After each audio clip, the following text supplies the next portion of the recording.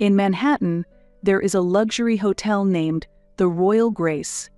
Located on its top floor, Le Verre is a restaurant that offers a spectacular view of the city at night. The high ceilings, softly glowing chandeliers, and the quiet sound of jazz piano all contribute to an extraordinary dining experience. Everything is of the highest quality, creating an escape from the everyday. With my heart pounding, I stepped into the elevator. Today is going to be a wonderful birthday. I truly believed that. My name is Alyssa. Today is my 29th birthday. I rushed here, adjusting my work schedule to make it to dinner with my mother and sister. I looked forward to spending my birthday with my loved ones with warm meals, smiling conversations, and caring moments. This was supposed to be the happiest occasion for me. However, as soon as I opened the restaurant door, the expectations filling my heart shattered with a crash. At a table in front of me, my mother, Hillary, and my sister, Brittany, were enjoying their dessert. What? I stopped in my tracks. The table, covered with a white cloth, had used plates and wine glasses, indicating they had finished their meal. They were smiling and sipping espresso. Why, I asked as I slowly approached the table. Mom? Brittany. When I called out, they finally seemed to notice me. Oh, Alyssa, you finally made it. My mother placed her cup down gracefully. Her expression showed neither surprise nor awkwardness. It seemed completely natural. What do you mean? My voice was hoarse. We had a dinner plan, didn't we? Yes, we did. But I thought you were busy. So we started without you. I felt a tightness in my chest. You're kidding, right? It's not a joke. My mother spoke bluntly. You seemed so busy with work. We didn't want to burden you, so we enjoyed ourselves. But I told you I was coming. Yes. But we weren't sure if you could really make it, and we didn't want to waste the reservation at this nice restaurant. I was at a loss for words. You could have waited. At that, Brittany snorted. There was no need for us to wait. You didn't make it on time anyway. I was just a little late? Okay, sorry. Since you're here, why not enjoy some dessert at least? Brittany spoke lightly while moving her dessert fork. I tried to sit down, but at that moment, Brittany swiftly extended her hand with the bill. Here you go, Alyssa. What? A gift for you. It's your turn to pay. I was stunned. You're joking, right? I'm serious. Brittany laughed heartily. You're successful in your job, right? You can afford this. I was shocked. Wait a minute. Weren't you supposed to be celebrating my birthday? Why should I pay? Well, you're the one with the most money. It's not about the money. My voice grew louder. However, my mother just smiled elegantly, saying nothing. You're busy, and it's hard to make time for family, isn't it? She spoke quietly. Then at least, shouldn't you entertain us on occasions like this? I was dumbfounded. I had worked so hard for my family, and yet why did it come to this?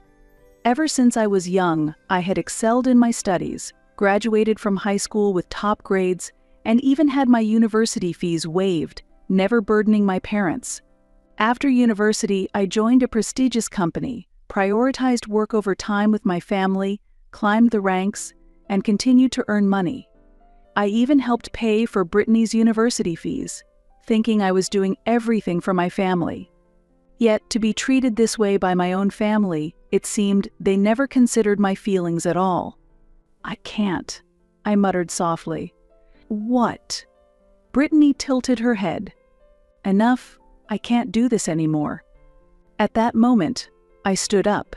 Having a meal without me and then expecting me to pay. That's not a birthday gift, it's just an insult. My mother frowned. There's no need to say it like that. This day is important to me.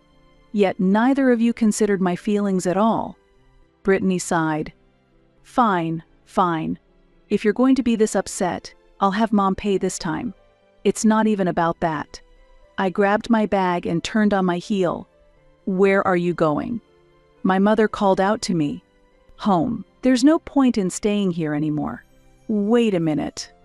Brittany raised her voice in panic. Are you really that mad? It was just a little joke. This isn't even close to a joke. With those words, I left the restaurant. The cold night air blew through me. Shivering, I pulled out my smartphone and sent a message to my fiancé, Daniel. Can we meet sooner? I need to see you now. I was desperately holding back tears. I hurried through the bustling New York night, enveloped by the cold wind. Despite the glamorous city lights and the smiles of people passing by, my heart remained frozen. My phone vibrated with a reply from Daniel. I'm here for you. Where are you? The moment I saw his brief message, the tears I had been holding back overflowed. I just left the Royal Grace. I need to see you now. My fingers trembled as I desperately typed my reply. Red notifications appeared immediately, and the next moment, Daniel called. Alyssa. Hearing his gentle voice, I could no longer hold back my tears. Daniel, what happened? Please. I need to see you right now. I'm on my way in the car. I'll be there in 10 minutes. Daniel's words finally allowed me to breathe a little easier. He would understand my feelings. That alone made me feel like I could stand. As I walked to our meeting place, my tears gradually dried. But the pain spreading through my heart did not fade. After a while, a black SUV quietly pulled up in front of me. The driver's window rolled down, revealing Daniel's handsome face. Get in. I silently opened the passenger door and got in.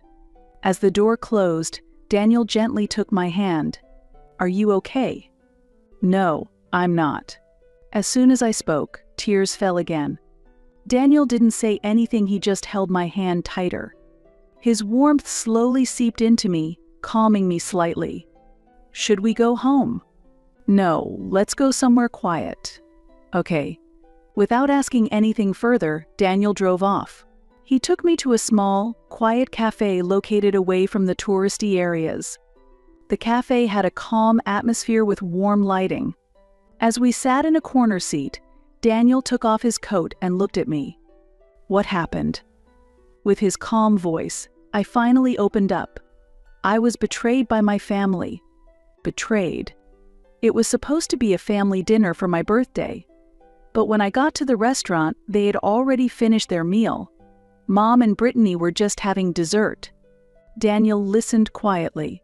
When I asked why, they said, "We thought you were too busy, but when I arrived, they pushed the payment onto me." Brittany handed me the bill saying, "Here's your present. It's your turn to pay." As I spoke, my anger and sadness surged up again. "That's awful," Daniel said quietly. "I can't believe they would do that to you on your birthday. If they really cared about you, they wouldn't do such a thing." I bit my lip. Just because they're family, it doesn't mean they can do anything, right? Do we have to forgive everything just because we're related? I looked at Daniel. Just because they're family, it doesn't justify hurting someone else. They can't justify the pain you're going through. Daniel's words made me realize something. He was really listening to my feelings more than anyone else. Thank you. For what? For really listening to me. Daniel smiled gently. Of course. Alyssa, you're the most important person to me. His words warmed my heart from within. While sipping a warm latte, I finally began to feel at ease. I don't think I'd feel any better if we go home now. How about we stay somewhere else then, Daniel suggested. What? We could stay at a hotel, or you could come to my place. Let's go somewhere where you can forget all the unpleasantness of today. I hesitated for a moment, but I didn't want to be alone tonight. Can we go to your place? Of course. He smiled gently and took my hand again. Let's go. As we left the cafe, the cold night air brushed against my cheeks. However, Daniel's hand was warm, and I barely felt the chill. We got into his car and headed to his house. Tonight, I would rest my heart by his side.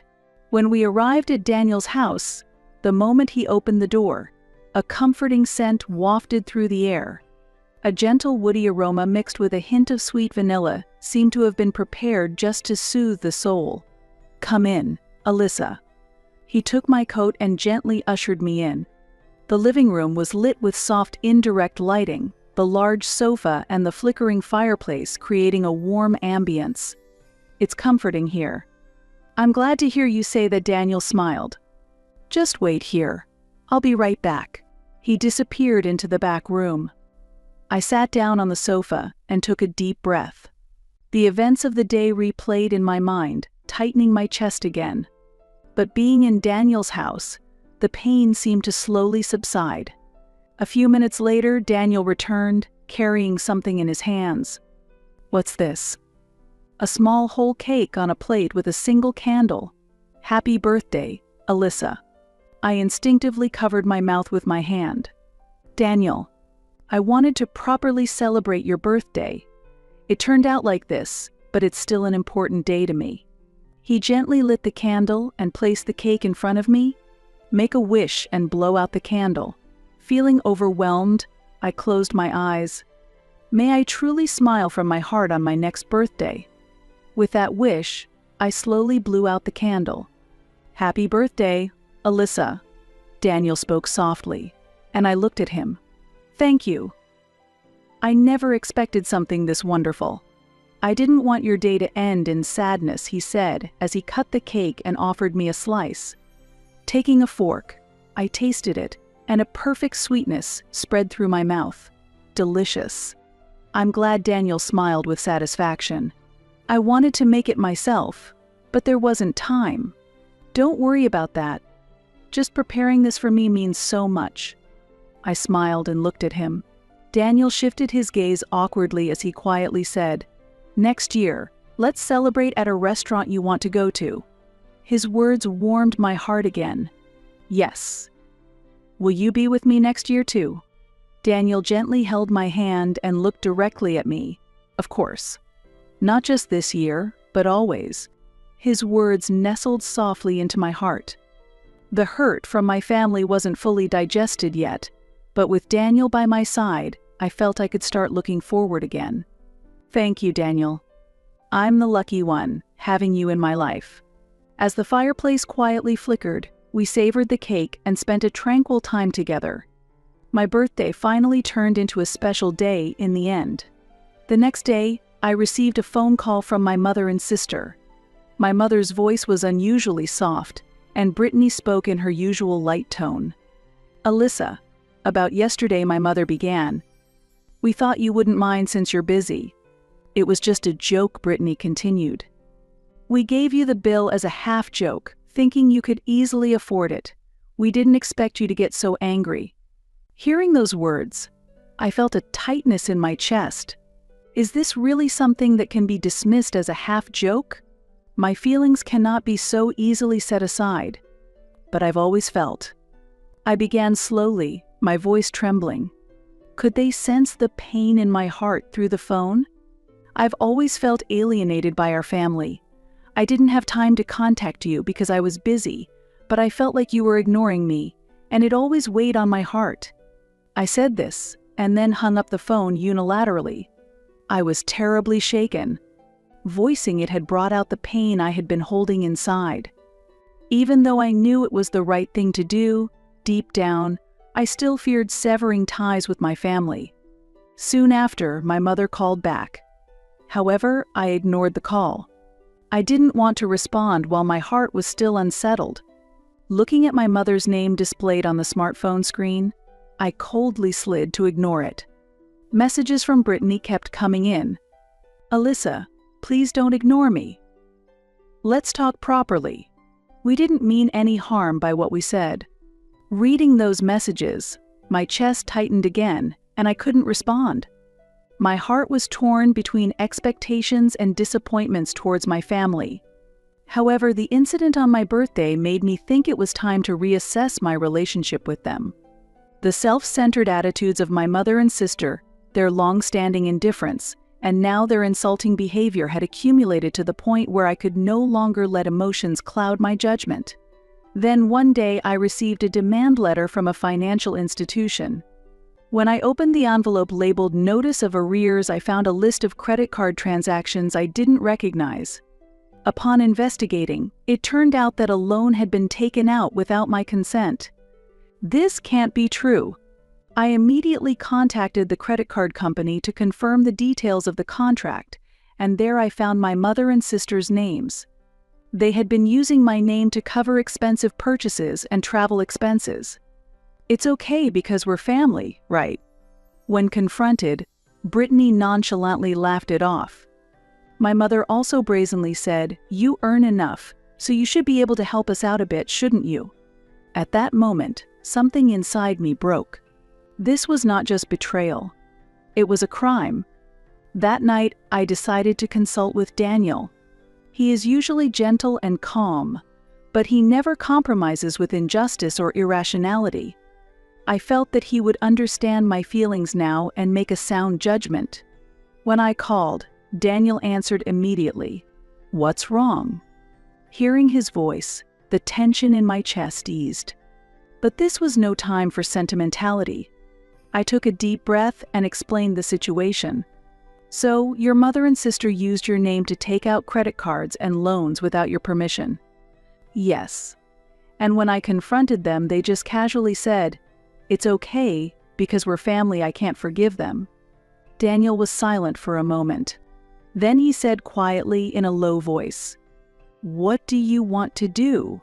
After thinking it over, I answered clearly, "I want to sue them. Just because they're family, that doesn't mean they can do something like this. They've been indifferent for so long, trampling on my feelings. But I can't tolerate it anymore." Daniel sighed softly, then said, "That's fine. If you've decided that, I'll support you fully. First, I'll introduce you to a lawyer. I know someone who is good with fraud cases." "Really?" "Yes. Unauthorized use of your name is a clear crime.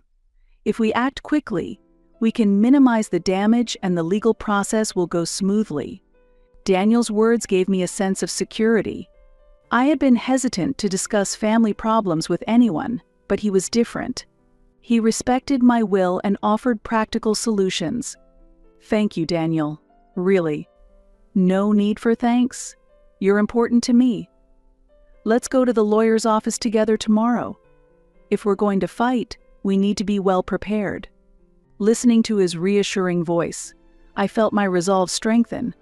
The next day, I visited the lawyer's office with Daniel to formally discuss the unauthorized use of my name and to prepare for legal action. The lawyer calmly organized the situation and explained that it was highly likely to qualify as a case of fraud. This can be treated as a criminal case, and you can also claim damages in a civil suit. Which direction would you like to proceed in? I answered without hesitation, "Both, please." I was no longer willing to cry for the sake of my family. The suffering and sadness I had endured until now would fuel me to protect my life going forward. A few days later, a legal notice was sent to my family through the lawyer. The first to be shaken was my father. Having overlooked my mother and sister's whims until now, he probably felt that this time he could not ignore the situation. "I want to talk as a family." At my father's request, I arranged a meeting with my family with a lawyer and Daniel also present. At the agreed time, we gathered in a hotel lounge. The lawyer, Daniel, and my mother, sister, and father were all seated there. My mother and sister had their usual dissatisfied expressions, but my father looked somewhat weary. Was it really necessary to make such a big deal out of this? That was the first thing my mother said. I laughed coldly. "If you think so, you shouldn't have used my name without permission in the first place. But we're family. So because we're family, you can do whatever you want? Even if it makes me miserable, I should just grin and bear it." Brittany retorted with a scowl, "You're exaggerating. You don't need to blame us so much. Are you that angry just because we used some money?" "Just some. Do you know how much money you spent? Have you ever thought about how hard I've worked to earn that money?" My mother and sister fell silent. They must have thought that money just falls from the sky. Then my father, who had been silent until then, took a deep breath and spoke. I was wrong too. My mother and sister looked at him with surprise. I've spoiled Hillary and Brittany too much. Alyssa was always seeking something from the family, and I also turned a blind eye. I'm truly sorry. I was taken aback by my father's words. It was the first time he was trying to understand my feelings. My mother and sister, perhaps finally realizing something, looked down. Ever since I was little, no matter how hard I studied, nobody praised me. Even when I had good grades at school, Mom only cared about Brittany, and I always felt left out. Dad was too busy with work and seemed too tired to pay attention to me. No matter how hard I tried, I felt that nobody saw me. And I was very lonely. Even when I talked about my achievements, the responses were mostly indifferent or dismissively brief. Gradually, I felt like my existence was fading. My voice trembled. I wish you had noticed sooner. My mother had tears in her eyes. Brittany remained bowed and motionless. It's too late now. After this, I intend to distance myself from you all. My mother looked up. But we're family. Family or not, you trampled over my life, didn't you? My mother was left speechless. I will no longer be manipulated by you. I'll marry Daniel and start a new life.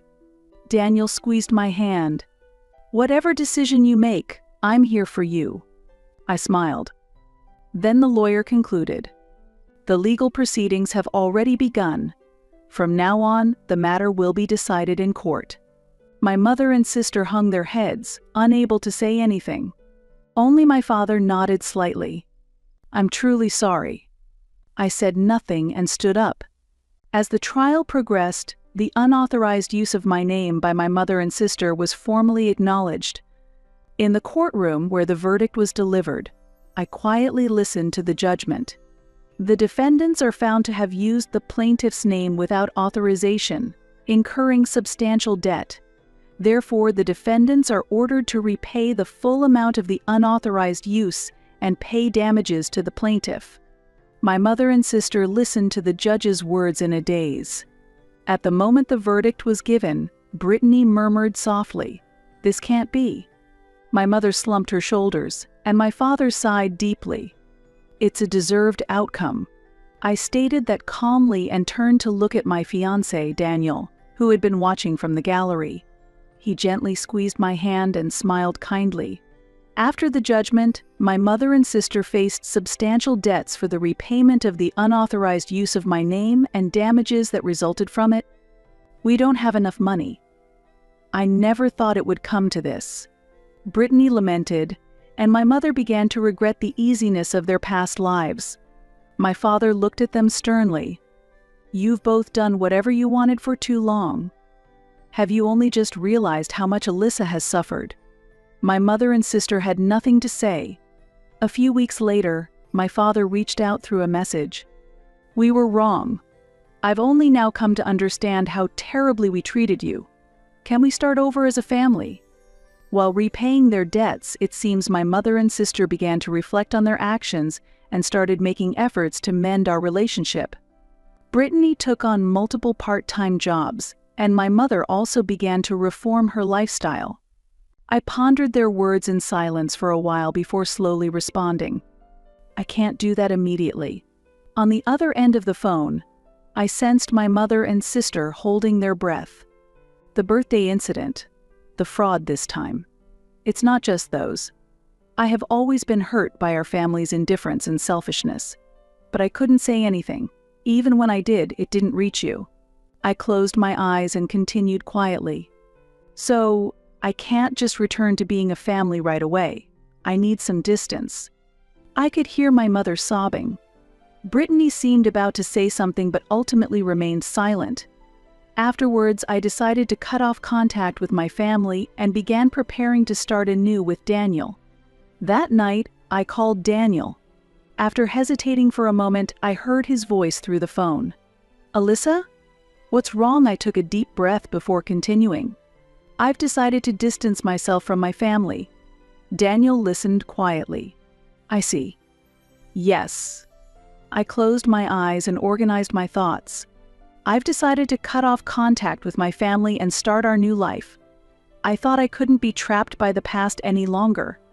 Alyssa. I respect your decision, Daniel said kindly. But I'm really proud of you for how you've handled this and for trying to move past it. Thank you, Daniel. My voice trembled slightly. Being with you, I feel like I'm gradually moving forward. But now I really want to start a new life just with the two of us, in a new place. Daniel was silent for a while but eventually spoke in a calm voice. Let's do that, Alyssa. Your happiness is what matters most to me. His words warmed my heart. I felt that together we could walk a new path in life. Thank you, Daniel. Will you stay with me? Of course, his voice was steady. I'll be with you no matter what. Hearing this, I finally felt reassured. Thus I began walking toward a happy future in a new town with Daniel. Even after starting our new life, contacts from my family continued unabated. At first, I managed to ignore them. However, my mind often wrestled with thoughts of my family, bringing up complex feelings. One day, I opened a message from my mother that read, "Alyssa, I truly wish you are well. If you can open your heart even a little, I would like to start over as a family. I sincerely wish for your happiness." Reading that message, I felt a hole in my heart begin to close slightly. Their words didn't fully heal my feelings, but at least they showed a concern that hadn't been there before. Contacts from Brittany and father also began to come in, and each time I struggled with whether to respond, gradually sorting out my feelings. I might have continued ignoring them for a while, but somewhere in my heart, a desire to reconcile with my family began to grow. Then, one day, while spending a quiet night with Daniel, I suddenly felt unwell.